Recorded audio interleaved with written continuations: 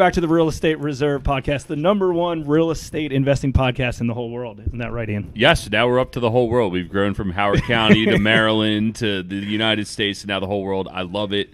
But you know what? If you don't manifest your goals, you'll never achieve them. Dude, that's where you start. I hear a lot of people that run podcasts saying that, so we started it, and it's exciting. I'm Jason Balin from Hard Money Bankers. This is Ian Horowitz from Equity Warehouse. Going to introduce you to our guest today here in a second. He's a local real estate agent who I've known here for a little bit. Have you known Jeremy? I do not, but I figured he was a a real estate agent because he came dressed to impress. So I was like, oh, we're interviewing a real estate agent today. Got it. Well, that's how it goes. That's how it goes. You know, their day-to-day activities and meeting clients is a little bit different than ours, I expect. So that's how it works. So yeah, let's throw Jeremy on the podcast. Jeremy, welcome. Thanks for having me, guys. Appreciate being here. Absolutely. Thanks for coming down the whole 10 minutes to our office from your office. It took me about 18 minutes. Yeah. Traffic was bad today. Fair enough. So Jeremy Walsh, give everybody a quick background about Jeremy. Yeah, so licensed real estate professional here in Central Maryland. I got into business back in 2007 as a part-time agent, went full-time 2008. We all know what happened in the real estate market 2008. Back then, they thought it was a recession, and we determined that it actually became a depression, one of the worst real estate markets of all time. So over the course of the last 16 years, we've been just trying to create an experience for people to that they want to tell other people about. 99% of our business right now is by referral. Outside of business, I'm a family man. I have 2 beautiful daughters that are 10 and 12 years old, and I've been happily married to my wife for 15 years, and it's a good life. So got it all, man. Yeah. Got it all. What? Yeah. And I mean, 2007 to 2008, getting in this business is a great time to get in this business. I don't think, when you were getting in that business, you might not have known that, or a lot of people might have known that. But like looking back, you've seen a lot of growth in real estate and in the industry. What did you like? Why did you become a real estate agent, and what were you doing kind of previous to real estate that you wanted to jump in during kind of a struggling time when a lot of people were jumping out? Yeah. So, I mean, ever since I was a kid, I always knew I was going to work with people. I mean, it was just something that I knew was going to happen when I was in high school. I didn't know what type of business that would be in, but I did know I wanted to be in business and helping people. I graduated University of Delaware in 2000 and went out and started working some odds and ends sales jobs. And, did some business-to-business stuff, some product stuff, but I was never really fulfilled with the process. Back in 2007, my wife and I were going through purchasing a home together. And the experience that we had, I thought could have been just a little bit different or a little bit better. And so I just inquired about the real estate industry and what that was like. What I found was the industry was lacking people that wanted to do this and create a business out of it. And back in the day, in 2007, there were just real estate agents running around helping people individually. What we didn't know back then is that we could actually truly turn this into a business and have people that we could hire and teach what we taught. But the greatest blessing that I ever had in my business life was actually going through the 2008 market, because it taught me the fundamentals of how to survive in a challenging market. And I've taken that ever since. And, I work the same way now that I did when I went through that challenging market. Yeah. So, I know a lot of people that are probably watching are going to want to know, right? Like, what is the forecast? But I think you bring up a better point before we go and discuss, because I think we all know where this market's headed, potentially. What are some things that real estate agents, real estate investors, people who are buying and selling can do something to get ready for potentially an 18-month ugly market? So I would say from a real estate agent's perspective, that's what I know best. I think you got to get back to the basics. I think it's always, anytime I feel something changing, what I always go back to are the roots. And the roots for me are making sure you're in great contact with your clients, making sure you're upping your service experience that you're creating for people, and just doing a better job and being more involved in your clients' lives.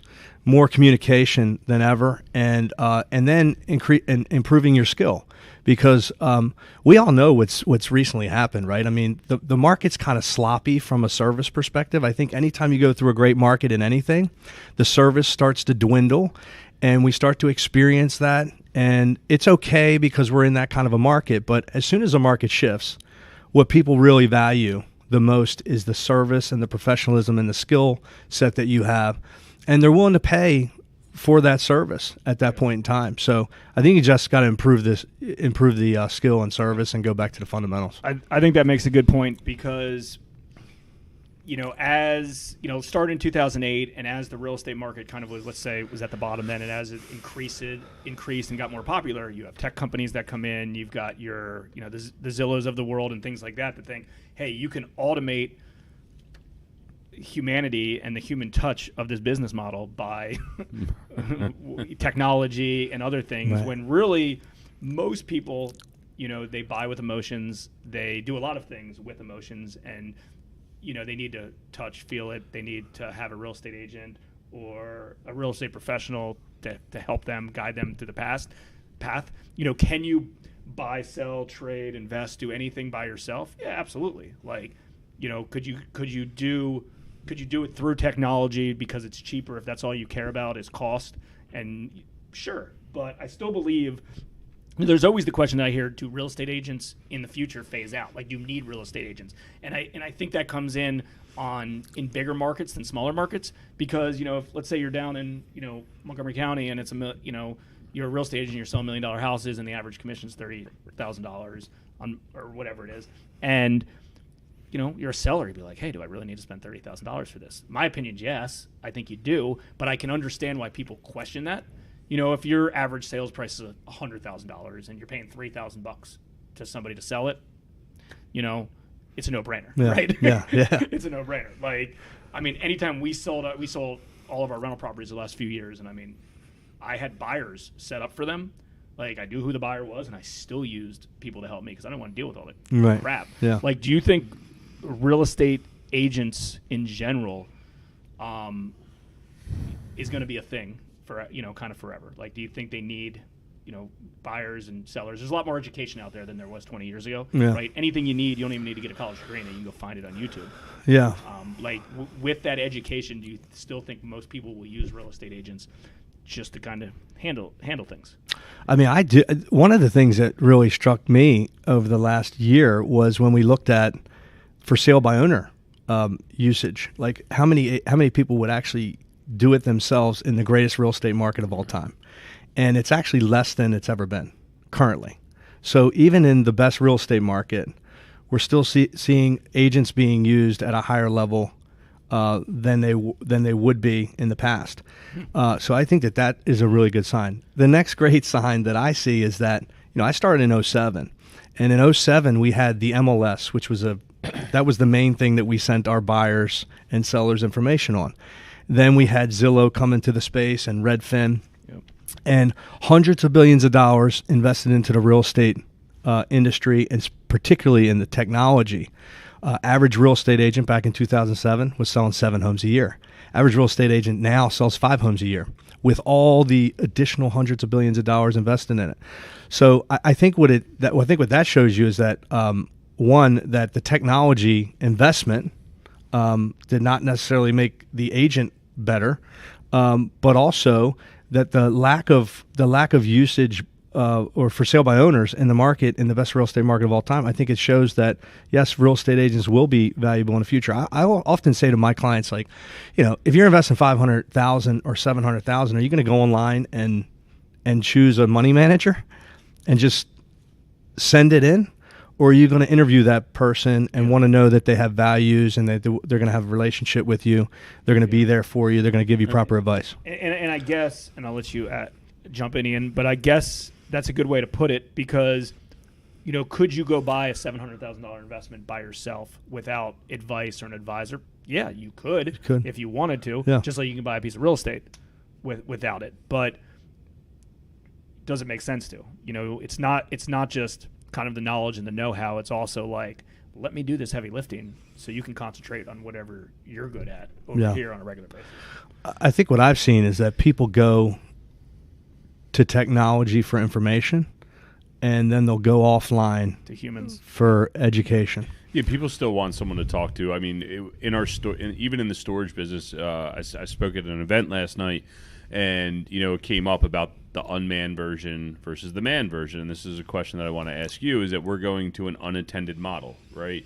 But there's still human interaction through a call center. And I think human interaction over the long period of time is still going to be what people want, right? Like, because we literally, you walked in and we're sitting down, we're talking, and we're having a grand old time, right? Like, that's what we're all looking for. We're sharing experiences and stories. And I know with my vendors, it's a lot about relationships more than anything. But I do know that, like, you bring up Redfin and you bring up Zillow. Redfin's making this huge push, and I hear it because I refuse to pay for Pandora, or you refuse to pay for any of that crap. I always get fed, hey, man, sell your house for 1% on Redfin. Are you guys worried about a race to the bottom and Redfin coming in and picking up sellers? Because, like, I think that's their target market, and I could see how that model could potentially work. There's another real estate firm up in Philadelphia that I get a lot of ads for, that they're going to this 1% sellers model, and they're just trying to make it transactional. I mean, do you see that as a wave of the future, or what do you think about that? I think they're always going to be transactional models. Okay. And I think they're always going to be discount models. Yeah. And a certain percentage of the market's going to go that direction. We have no control over that. What we do have control over, in a business like mine is the last 16 years of all the people that we've helped and all the relationships that we've built and the trust that people have in us, and their willingness to send us people that they care about to provide them a great service. And so for a business like mine that's built on relationships over transactions, I think that the relationship wins over the discount most of the time. Now, will we have some of the people that we built relationships with that are price sensitive and go that direction? I think so. But I also think the majority of them will come back to us for the value and the professionalism and the service and the experience. I think people pay for experience, and what's the old adage? Price in the absence of value, creates essentially a discount, right? Yeah. And so if there will be price sensitive people, but I think people will pay for value. Is there, and I agree with that 100%. Yeah. I mean, we're, Ian can attest, we're like one of the most expensive lenders in town. But there's a reason behind that. Mm-hmm. Right? We can provide a lot of value. We're localized. We have a lot of experience. We can help with more things. That's how our business model works. It doesn't work at giving away money for free. Is there any Redfin agents out there or discount brokerage agents out there that you know of nationwide that are really big, really large? Like they do a ton of they do a ton of volume, or I think that's the whole thing, that Redfin's trying to be the flagship brand to sell, right? And then they just got buyer's agents running around. Like I think that's the whole goal. Because if you read what's the Keller Williams guy, Gary Keller. Gary Keller, The One Thing. It's kind of what his book was geared towards. Like, you just go get buyer's agents, and then the sellers will actually come behind that, and then you'll get buyer's reps behind it. I think that's kind of what Redfin's trying to do, right? My understanding of the Redfin model, and again, we have clients that search Redfin all the time, but they go to Redfin to come back to us, which is what we hope that they do. But my understanding of the Redfin model is that they have paid employees. Okay, right. and the difference in the traditional brokerage model is that we're independent contractors that get paid for a result and not for an activity. So when you're getting paid for a result, like to open a door, then you get paid to open the door. But I don't really know of any agents in that space that are out there, taking over market share. And that's where I was getting. Yeah. And that's where we're getting at, because listen, a different. There's nothing bad about different brokerages, right? Like, it's whatever works best for that particular person in the time of their life. Right. And, I mean, think about it. Think about having real estate agents that have switched brokerages. Oh yeah, I mean, I've done it myself over the years. Like, that's just part of it. I'm curious, especially in a market like we are now, which who knows what's going to happen. We're kind of in a speculative market right now. If the discount, hey, we'll do it for 1%. Does it make sense? Does it not make sense? And again, I guess that depends on who it is. If, let's say, real estate agent flipping a house, they're like, yeah, everything's done. I know the game. I don't want to mess with it. I just want to pay a Redfin agent 1%. I'll do the showings myself. Like, I'll be active. Maybe that's the better setup for them. If that's one extreme. The other extreme is, hey, I've owned this house for 50 years. I don't know anything about real estate. I don't know what this house is worth. I need somebody to hold my freaking hand from everything. That's the other extreme. Right. And depending on who you are in the middle can depend on what brokers works for you. But my big opinion with all real estate agents in general, or not just real estate agents, a lot of people is they dress nice. Oh, sorry. Is we should zoom in on that. Is relationship game. Like if when institutional capital came out in the hard money lending space versus our private capital versus institutional capital, that's not comparing apples to apples. That's apples to oranges. This is a different product, right? But when a private lender up the street lends out at the same thing that I lend out, 12.99 and 3 points, this person lends out at 12.9 and 3 points, and I have a client or a potential prospect that goes to lend money from them, and this is in comparison to somebody else getting the real estate deal and you didn't, the listing. If they have a better relationship with that person, then they deserve that business, right? And if I have a better relationship with that person, I deserve that business, right? Like, I'm going to do whatever I can to win their business, but if they're not comfortable with working with us, that is what it is, right? And I guess a lot of people might have that similar thing. Like, you've lost probably listings to good agents, and you've won good listings versus other agents. Yeah. And there was a reasoning behind that. You might not know that exact reason, but it probably had a lot to do with, they were more comfortable with that person for one reason or the other. Yeah. So I think kind of how this circles back is, listen, there's options for everybody. You want the 1% discount listing? Do you want this? Do you want this? Like, it goes back to relationship. If they have a good relationship with you, they're gonna use you. If they know it's gonna be an easy process and they can trust you, and I think that's how business is earned and won. And that's the longevity of it over time. Absolutely. I think in a declining market that all three of us have a competitive advantage. Relationships, from what I can tell in the 2 seconds I've met you, is very important to you, right? Absolutely, yeah. Relationships very important to you. What you just said, I was kind of disengaged when you first got here because relationships important to me, and I have brokers calling me saying, hey man, these deals, people just bailed on them. We know you can close. We've done plenty of deals in the past. You want these? Like, it's the same thing, and I think in a declining market that we all become exponentially more valuable to people because you're going to be able to, in real time, that's how this podcast started. In real time, COVID's going on, end of the world's happening, and we got everybody on here. Now, boom, we got a podcast. Same thing.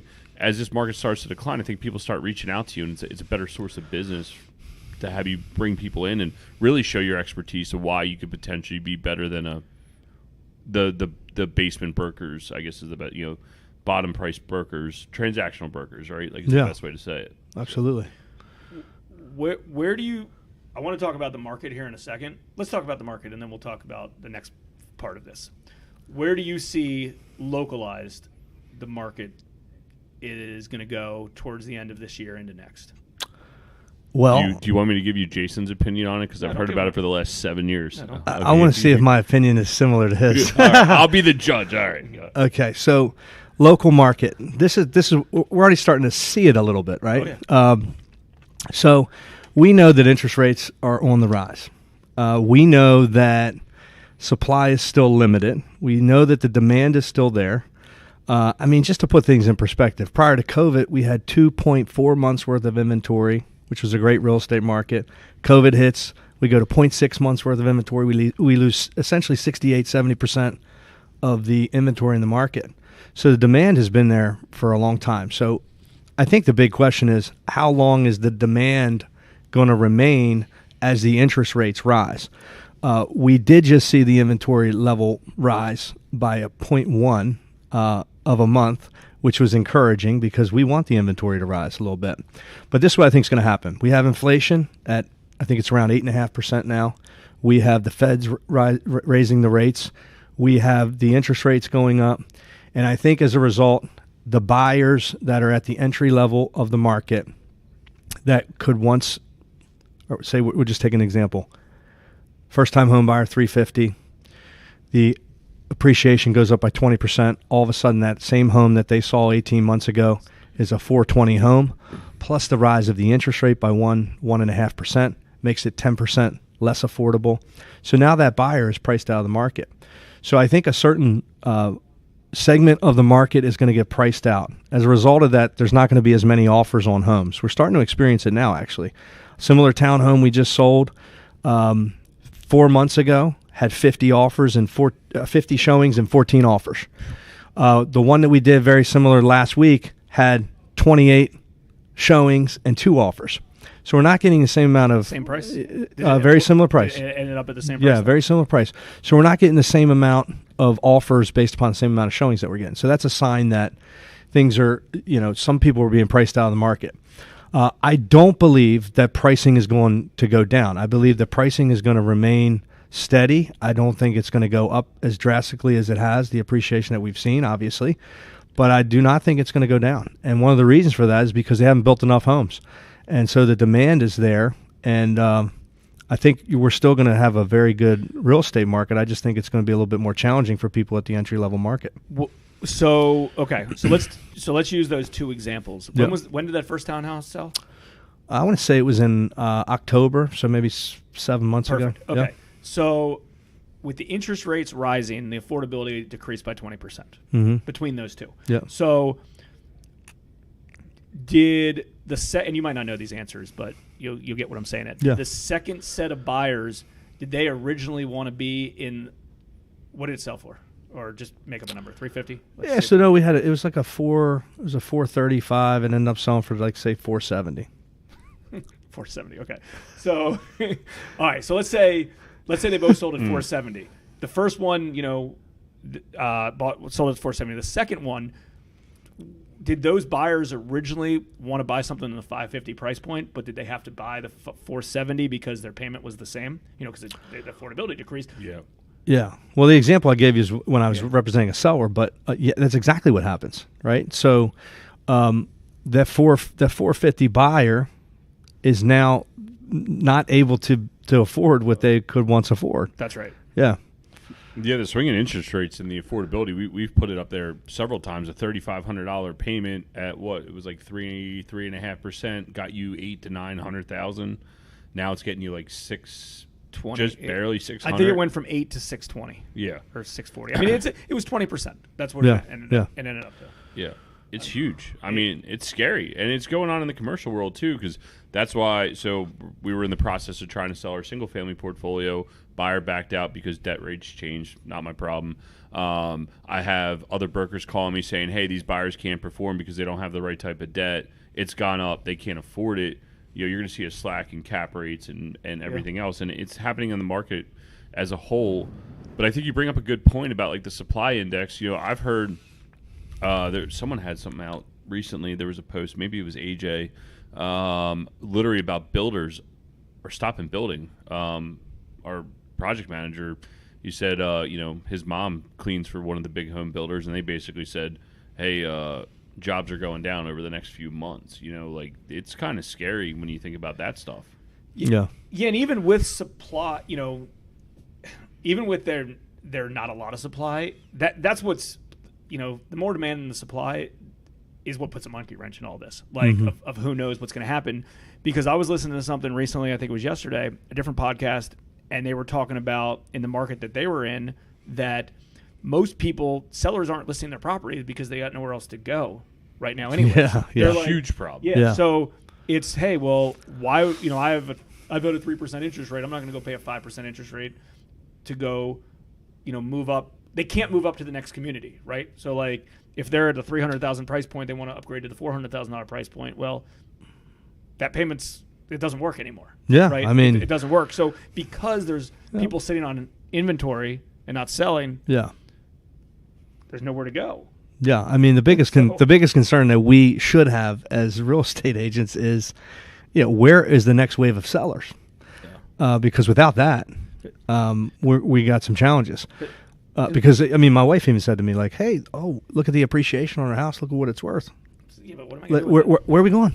Yeah. I don't want to make a double move, and I certainly don't want to go into lateral. Yeah, I don't want to go into when I have a 3% and go into a 5.5%. Exactly. So with that being said, who do you think gets crushed more, first-time home buyers or expanding families? I think the first hit is the first-time home buyer, which leads into the move-up market, right? Because if you have a home that you're selling and you can't sell it to the first-time home buyer because there's less in the market, then that affects your ability to get the best price on the home that you're selling, which will help you move into the next one. I think the last one that gets hit is the luxury market. I really believe that's. You think that's last to get I hit? think that's going to be last When to you say get hit. luxury market, I mean, $1 million plus around here, it's probably 850 to a plus. I would consider probably more luxury than anything. Probably 900. Why do you think that? Because people from there aren't moving. affordability. Well, I just think it's affordability, and I think there's so much cash in the system right now that the people that are purchasing those homes have a lot of money that they're putting down, and they're not really sensitive on interest rates as much as they are on cash flow. Yeah, making your wife happy. Right. But I think you got luxury confused potentially with vacation. That's what I thought you meant. When you said luxury, you probably went right to vacation. And I'm curious what you think about vacation markets in general. Vacation market. I don't work in a vacation market, so it's hard. I know. It's hard for me. But I know right now they have the least amount of inventory on the Delaware and Maryland shores than they've ever had, and so I also know that they're doing a tremendous amount of building in those areas for the demand of people that want to get into Delaware, particularly to retire. So I do think that market is obviously going to get affected because less people buy secondary homes when there's rising interest rates. But I also think there are a lot of communities there and local areas where people are going not only for retirement, but for destination.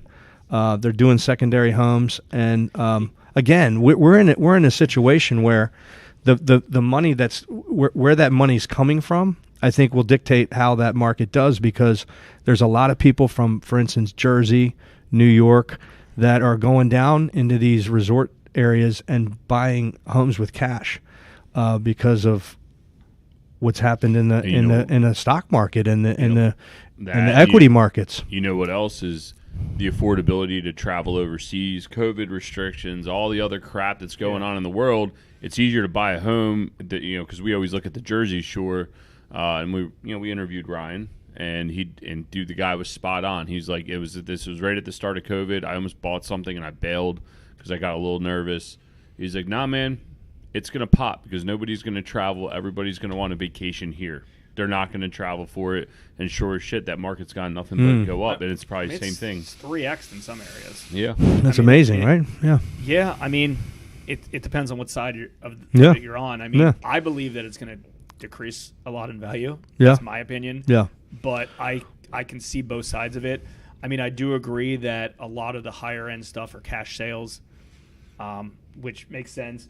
There was a lot of, I don't want to use price point because there's not really the price point product at the beaches or the shores, but like a lot of people utilized Airbnb options where it's like, oh, cool, we buy this vacation home and we'll just throw it on Airbnb, and we can cash flow from it. Well, I don't know if they still have those deals out there right now that they can still.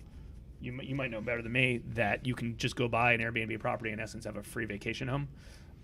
If that existed, I would have a vacation home, Yeah, and we'd be doing the podcast right there. So who knows? But I think that helped kind of. But with the interest rates, I don't know what's happened down there over the last few months with interest rates. I mean, I track a lot of the vacation areas, between the Maryland and Delaware beaches as well, on a regular basis, and there's inventory sitting. But again, there has been a lot of sales recently, and I think a lot of those are probably cash sales. Yeah. Because it doesn't affect them as much, and in their mind, it's like, hey, like I don't want to hold on to this cash; it's not doing me any good. I'll just go buy cash. I'll just go buy this vacation home in cash, and if the rates get cheaper in the future, I'll refinance it. Yeah. Or I'll pull a line on it or something. You follow the new home builds locally, like heavily? Yeah. I mean, but I wouldn't say like I'm not looking at it every day. It's just like. But enough to know if builders are checking up. Because you were talking about supply, and I'm just thinking about kind of like tying all this together to build something at the beach.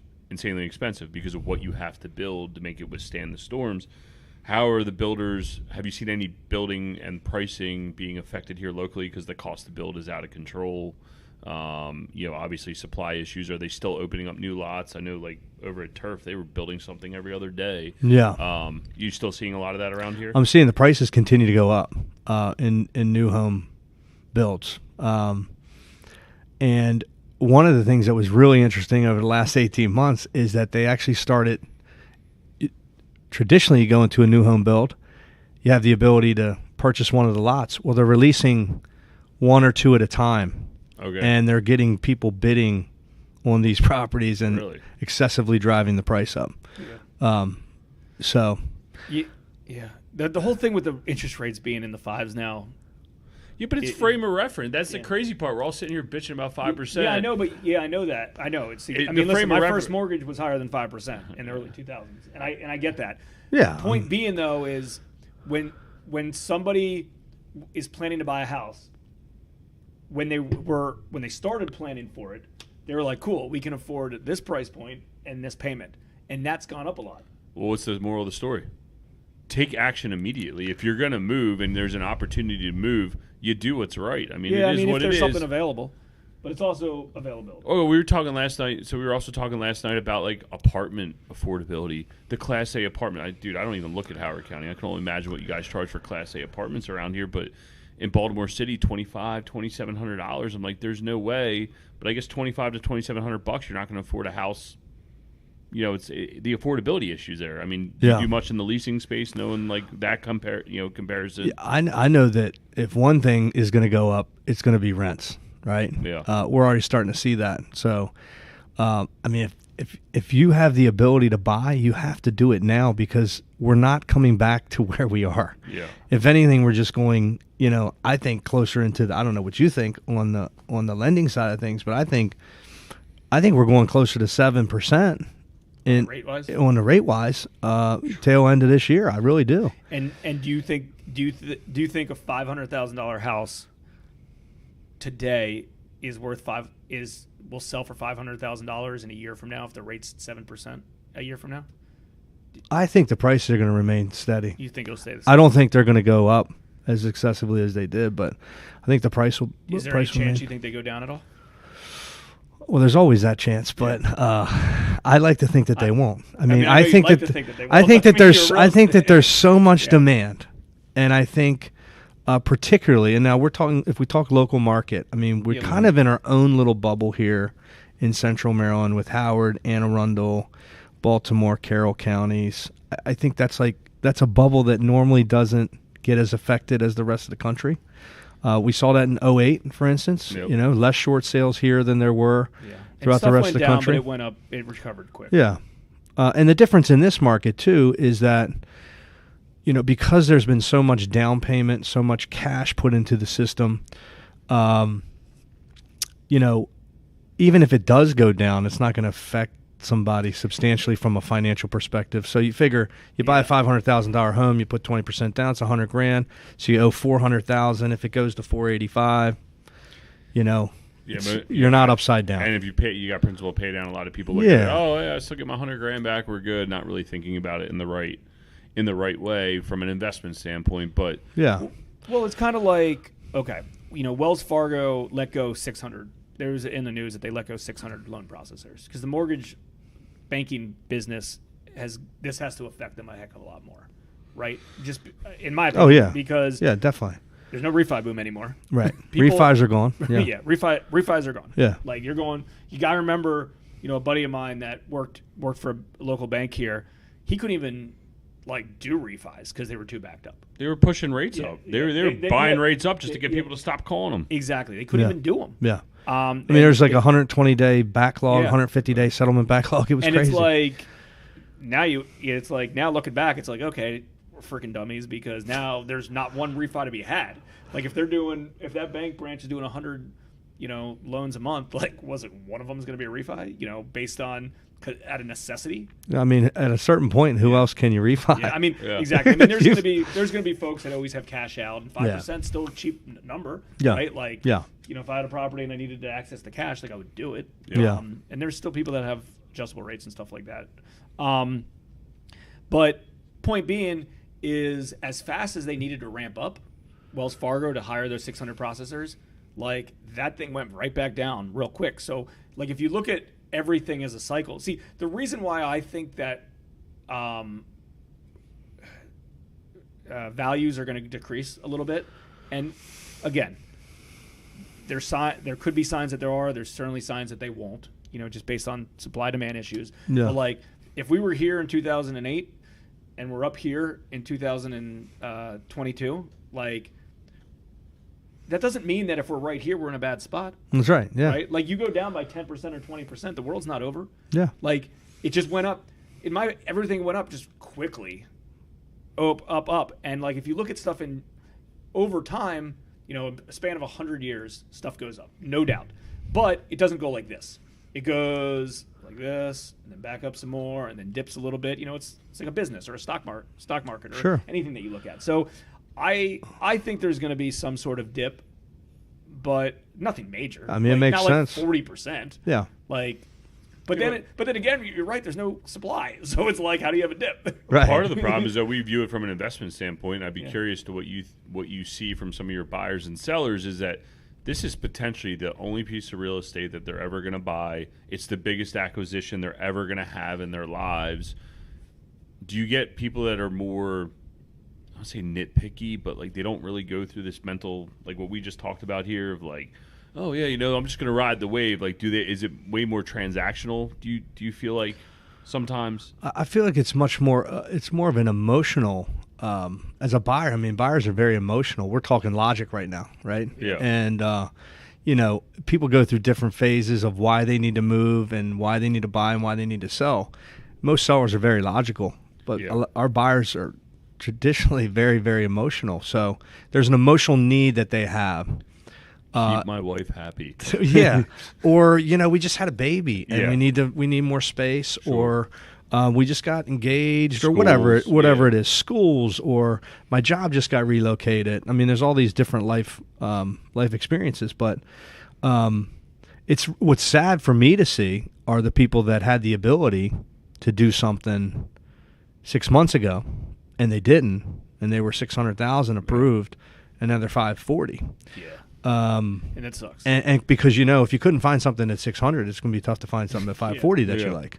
And so I think that's the real challenge. But I also do see what you're saying when you say, you know, they do get transactional because if you're going through a process for 18 months and you haven't been able to get what you want, eventually you start to say to yourself, I just need to buy the house. Yeah. I don't really care anymore. Like, I'm willing to give up this and that. And they start to make really adjustments on, this was our goal. This was a big goal. And now all of a sudden they're shrinking their goal because they realize that they can't get what they want, and they're almost having to settle.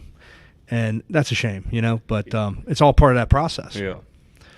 And on the other side of that, and I'm pro buying a home, especially for most people in general, because even if it doesn't appreciate, it's a disciplined approach to, you know, pay down your AM schedule and stuff like that. And I know it's an American dream, but like, I don't fully disagree with people out there that say you shouldn't buy a house. You know, the Kevin O'Leary's of the world who thinks buying a house is dumb and you should always rent.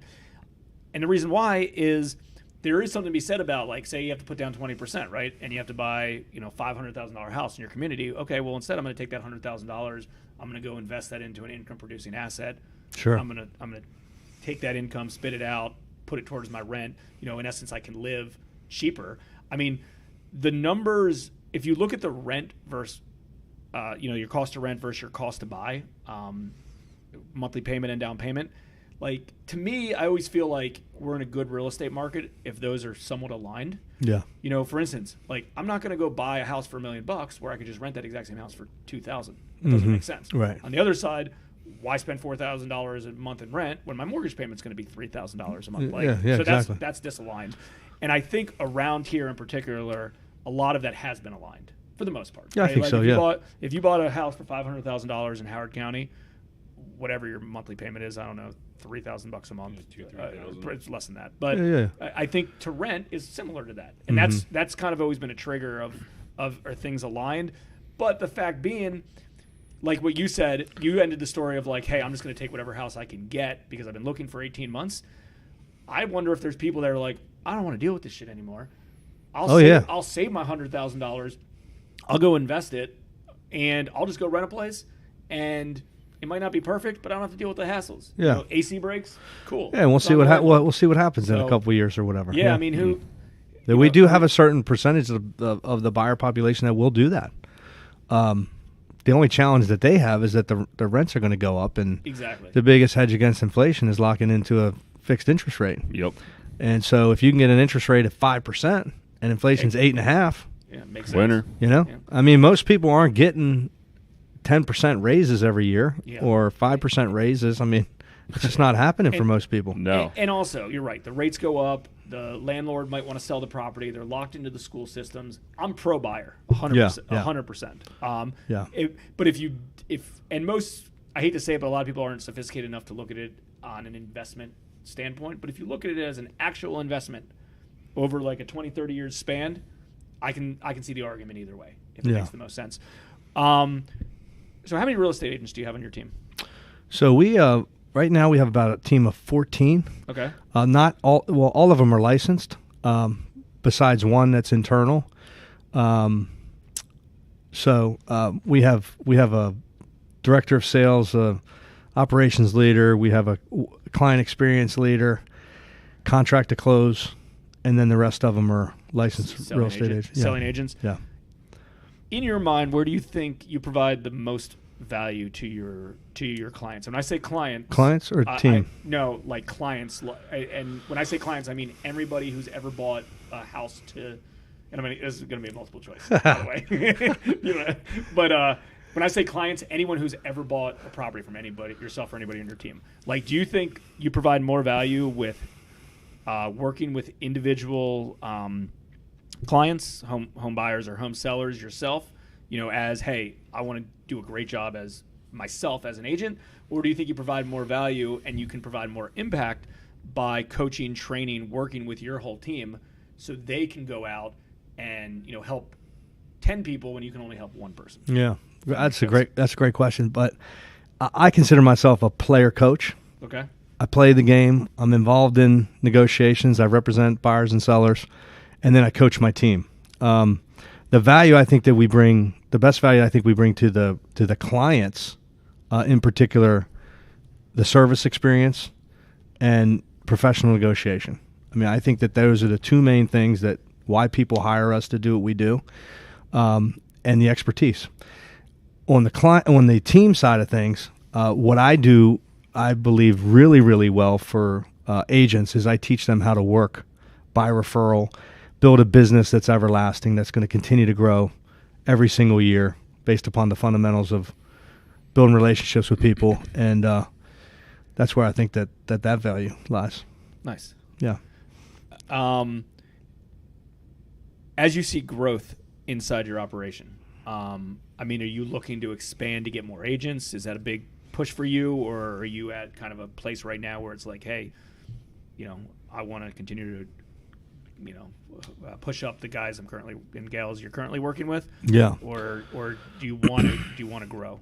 I always want to grow. I mean, that's what we've done for the last 16 years.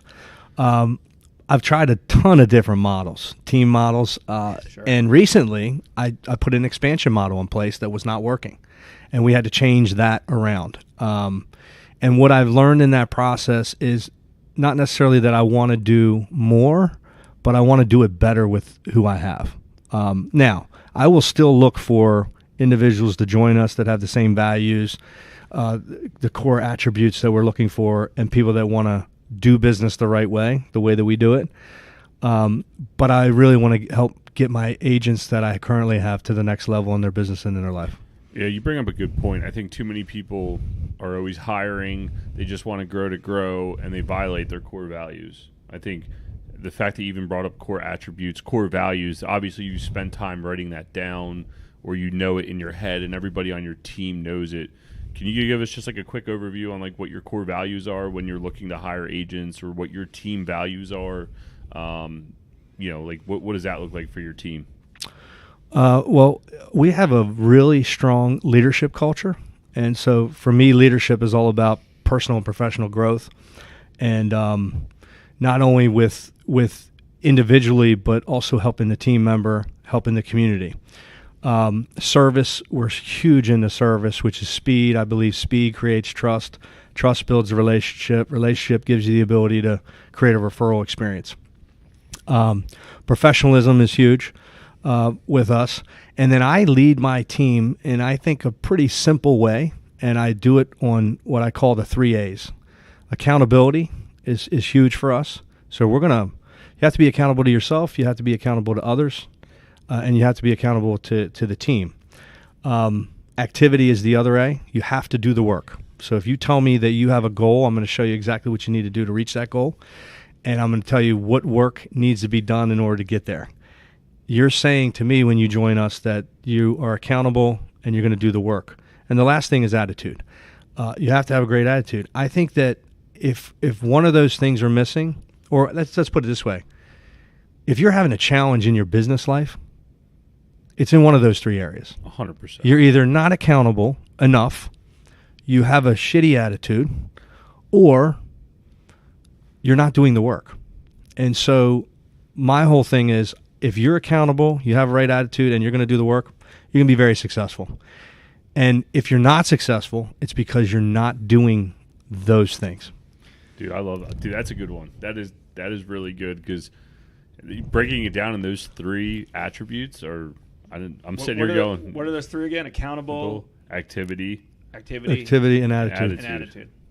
How many people are like, oh man, I can't find a deal. Shitty attitude. Yeah. Okay, well, why can't you find a deal? I've only looked at 10 deals. Okay, well, you didn't do enough work. And then when are you doing it? Oh, only when I'm on the shitter and I'm scrolling Zillow looking for investment properties. Well, you're not being accountable. You're not dedicating time. Right? Yeah. So like, to just break that down, I thought that. All right, can I get a job? I mean, I can't wear a suit. That's the only thing I can't do. Hey, man, I want to wear a hat today, too. I would have worn a hat if you guys told me you were wearing hats. It's all about demo and who you're targeting and stuff like that. You need to. If you wore a suit in your area, would sell a property to you. No, but I think I could you talk about luxury homes. I'm assuming that's your normal target market. As soon as you walked in, I was like, all right, he's probably doing transacting $1 million homes is probably where you're at, and you got a decent sized team. And again, I didn't know you till you walked in here, but I could tell by your presence and by how you dressed immediately who and what you are. I think Glenn's like, yeah, the bum over there, he's the one that owns all the real estate. But you know what? That's how I like to be. I would feel so uncomfortable being dressed like that. I couldn't even talk to you if I had to sit in a suit. I just couldn't do it. I could not do it. I love it, man. Where do you think? Got 3 more questions, and then we're going to wrap this up. Rapid fire. How long have you been going for? 45 minutes. Oh, that's pretty good. Okay. What do you think your agents in general, or I guess just agents, not just your agents, but in general. So like in my opinion, take it for what it's worth, I think the real estate market's going to slow down.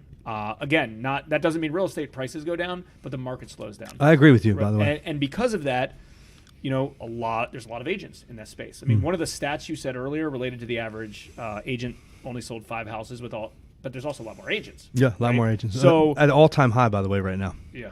Agent count. Yeah, and that's what it was in 06. Nationwide or locally? Nationwide. Yeah, and it was high in 06, 07 towards the end, right? This is the highest it's ever been. Yeah, but that's what I'm saying. It's even more than that now.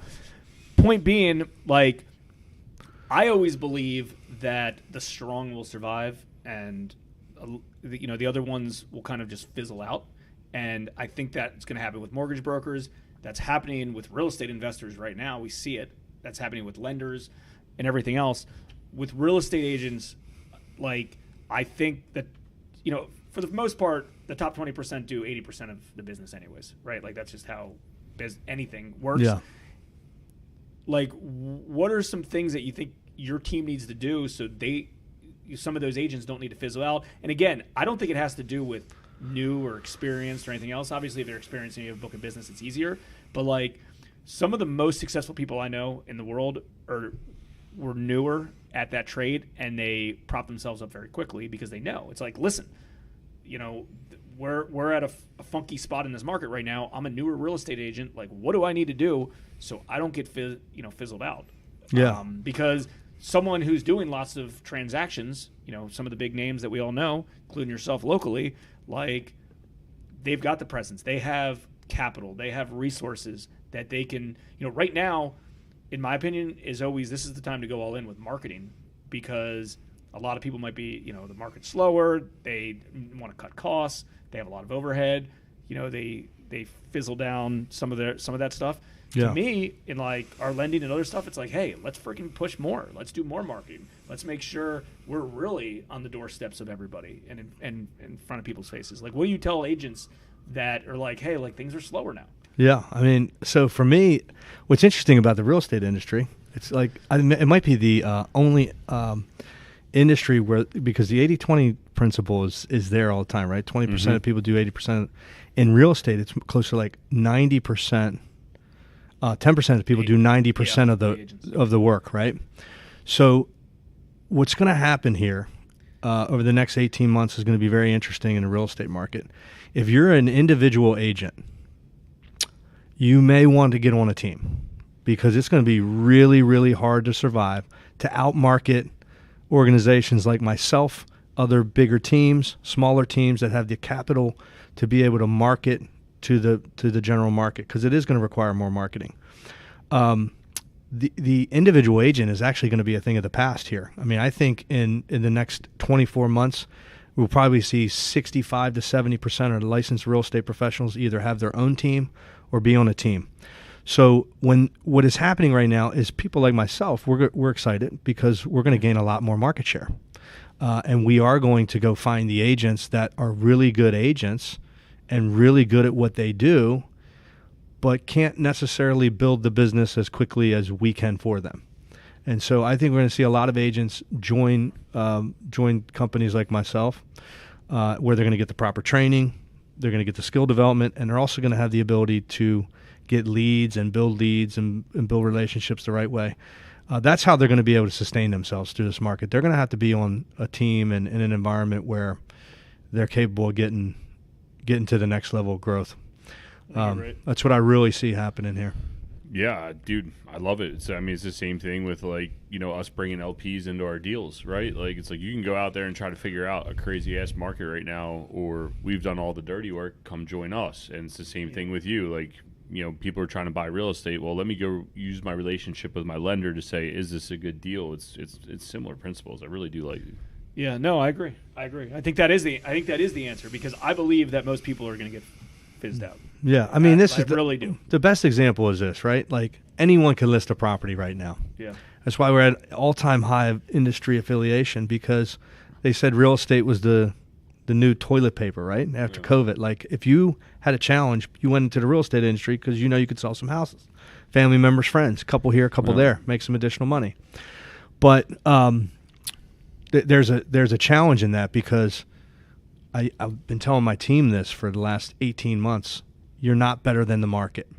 You're not better than the market that you're in. So if you're not developing your skills and what you're going to say to clients, how you're going to do it, because the first time that a seller calls you and says, why hasn't my home not sold in 3 days? And you have to actually tell them why, and you have to educate them on the next steps, and you have to talk to them about a price improvement. And then the next thing is like, they're no longer as many as is sales, but there's property inspection request, and then you have to negotiate that, and you're negotiating from the start. And then all of a sudden, the value that professionals like myself bring to the table, it goes way up. And the agent that has not been a part of having to do that type of consultative, they're used to the market just been going up, and you put all they did was you put the property on the market, and then it would sell. Just like real estate investors that are getting killed right now because they would just go buy a property off MLS. They thought it was a good deal, and it would sell for more than they expected. And they're like, oh, this is easy. I'm just going to do it again. Right. And you're going to get kicked in the dick, punched in the teeth, whatever it is. Yeah. You're going to learn, and it's going to be ugly, and it's going to be hard. And then they go all in, and then they try to press up more. It's like, oh, I'm going to do a bigger deal now. Yeah. Or I'm going to do that. I agree. I think that's... His point reminds me of the book, and I've been meaning to tell you I want to reread it, is Pitch Anything by Orrin Clough. Yeah. So good. It's all about mind control, frame control when you're pitching, right? Like, that's what you were talking about, of like, set the expectations right from the get-go. It's like, okay, man, like, yeah, we tried for a stupid number. We advised you not to, but we tried for that stupid number. But now that it didn't work, here's why it won't work. And walk them through the process and showing people value, and that's why you get what you get. Yeah, and I think that's huge for the new market that we're about to enter into, is that conflict arises out of difference in expectations. So going in to any relationship, to any situation where you're advising someone, you have to set the right expectations, If whether not, that's a team member or a client or whoever. Yeah, I mean, we talked about it. It's the same thing with raising capital. I mean, we've taken on private capital for the last 16 years. It's the same thing. Like, if I tell them something and then they don't get a monthly payment in, like, how pissed off they're going to be? Right. You got to set the expectation the right way. Yeah. All right, 2 more questions. We're going to wrap it up. What's an average day look like for you? Oh, man, that is an awesome question. Wow. So your wife's not listening or watching, so go on. Well, she knows. Well, I'm getting older, right? So I'm 44 years old now. When I was back in my 30s, I used to wake up at 5 a.m., but I need a little bit more sleep now. Yeah. The body doesn't operate the same way as it did. I'm typically up about 6 a.m., and I have a couple daily rituals that I do. One is I always am trying to focus on some type of leadership development, because I think that, there's a big difference in, being a producer and being a leader. And when you have people that are relying on you and they're and creating opportunity for them, you have to show up better. And so from 6 to 7 a.m., I'm typically working on something leadership-wise. My kids wake up around 7, kiss and hug them, get them out the door. I work out 3 days a week with a personal trainer, and I also do some other things, and depending upon how things are going in my life. Sometimes, I've done affirmations in the past. I'm a man of faith, so I do practice my faith in the morning as well. But mainly from 7 to 9 a.m. is a time for me to try to get better physically and mentally. And then I start my day, and my whole philosophy of business is, build the business in the morning and service it in the afternoon, because I think you always got to be building. So a lot of my lead generation, my lead follow-up time, my recruiting time is spent in the morning, and then my afternoon is spent, maybe on appointments, whether it's a listing appointment, a new buyer, whatever it is, a vendor, a referral partner, whatever it may be. Stuff like this. We're doing this in the afternoon. We're not doing it at 9 a.m. because I had some things I had to take care of on the business building side of things. And I've kept that very consistent over the last 16 years, and I think that's probably why I've had the success that I've had, because of the consistency. Do you incorporate that in your training to your agents, to kind of like what your day looks like, or morning routines, or affirmations, faith, universe, whatever you want to call it?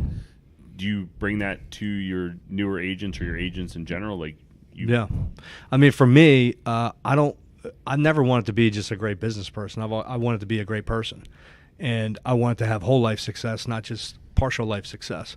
And so that is infused throughout our entire organization. So they know that I want them to be great people first. And if they're great people and they're the best version of themselves, then they'll show up and be the best version for the client. Yeah.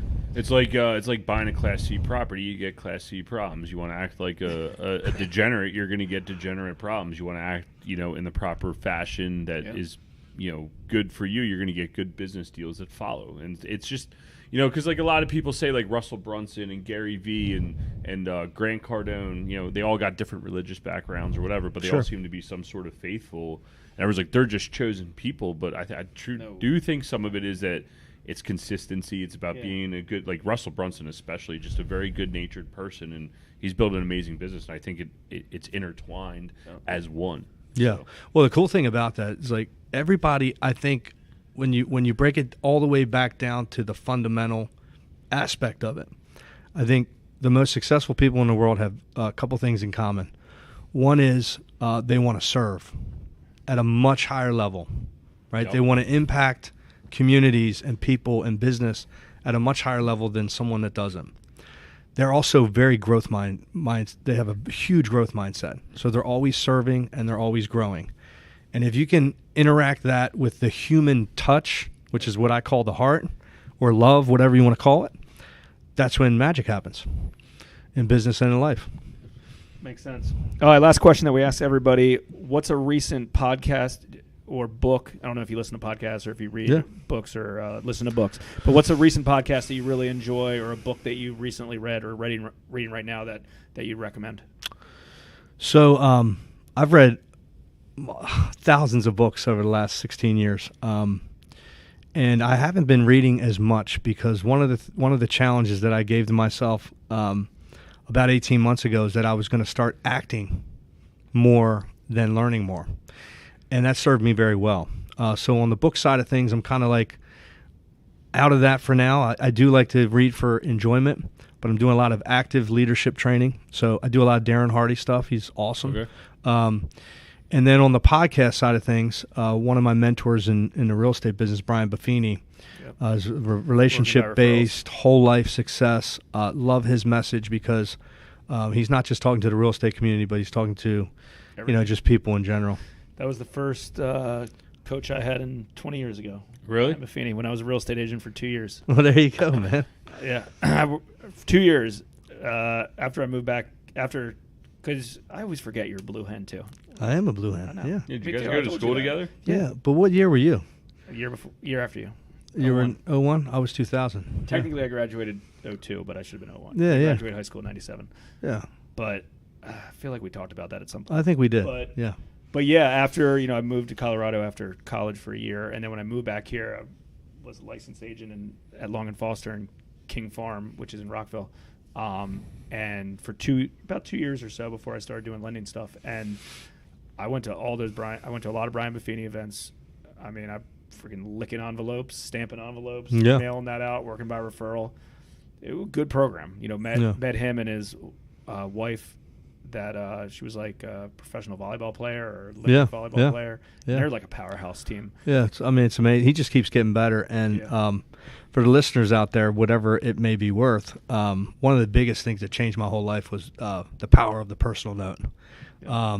I've tried to leverage that through my team and maybe write some of the notes, but there's something that it does to you, man. When you write your own note, 100%. It makes you feel a little bit better about yourself. It makes you connect a little bit deeper with the person. And when I don't do it, I don't feel at my best. So because I would try transactional deal at that point. Yeah. I would just try it, one a day and see what happens. I guarantee it'll help you. Exactly, because you're right. Even if you have like an assistant doing it, it's not you doing the human touch. It's transactional. And I have some team agents that were like, "Hey, I'm going to try to get somebody to write my notes." I'm like, "Well, there's not any power in that." And there's no inside joke that you guys had or something goofy that happened on the deal. Right, and you connect, it. right? Yep. It's all about connecting. How many do you try to do a day or a week? Well, I've been up to 10 a day throughout the course of the career, but right now I'm probably closer to 5, and I go through ups and downs just like anybody else, man. I just hosted that event, and all the people that I had come in that I asked to speak, hopefully you read it, I wrote a handwritten note to let everybody know, hey, man, everybody enjoyed your content. And just that little thing, and everybody that spoke shot me a text afterwards. It was like, hey, man, thanks for the note. It really meant a lot. And then, that relationship, not only did I have you come speak at our event, but that relationship's gone even deeper now, and who knows what's going to come of it, Yeah. So I actually have a friend of mine who I had no idea. I forgot that I had written him a note, but he had a tragedy take place in his life, and I sent him a note, and it gave him the hope to keep going, right? So you never know where somebody is in their life. 100%. So you never know. Do you follow Jesse Itzler? Do you know who that is? No, I don't. Look up Jesse Itzler because you'll get a lot of value from him because he does a lot of stuff like that. Yeah. And I mean, he's a billionaire. His wife Sarah Blake. Oh yeah, okay. So Jesse, he's the Yeah. He's like the jet. He does the jet stuff. That's how he got his. Yeah. But he's the type of guy that someone will tell you to follow, and you start digging in. And he doesn't really have anything to sell or anything. Yeah. But he's he's all over Instagram and stuff like that, and everyone loves him. Everything that he's about, and he does a lot of personal text messages and handwritten notes and a lot of things like that. And if you're thinking about doing it, it's tough. The first time because you got to put a little bit of emotion into it. And you're like, man, dude, nobody's gonna read this. Yeah. But after you start writing them, and a lot, what I'd like to do is go to an event and say, hey, man, can I send you a copy of my book? And I'll just mail it to them. Yeah. But then I'll always, just on a little letterhead, just put a little handwritten note. This way people remember you, and I've had people reach out. But it can get very uncomfortable really quick. But you know what? It's just like doing content like this. Yeah. You just got to do it, and people will appreciate it. Yeah. So. Cool, man. Well, appreciate you coming in. Maybe just give all the listeners and viewers, how they can find you. Best way is, I would say email, Jeremy@simplyaffordable.com, SimplyReferable.com. Just email. Oh, you got one of them tricky email addresses. It was spelled. Some people think it's spelled the wrong way. I think it's spelled the right way. Yeah. But a lot of people put 2 R's in referable. Yeah. And then just my website's simplyreferable.com. My contact information's on there. Right on. Yeah. Appreciate you coming by. Appreciate it, man. Hey, thanks. It's been Great fun, comments. guys. Absolutely. Thanks. Awesome. Thanks for tuning in to the Real Estate Reserve podcast. Do us a favor and like, comment, and share our broadcast. It helps the algorithm and helps us spread the word too. Till next time, thank you for tuning in.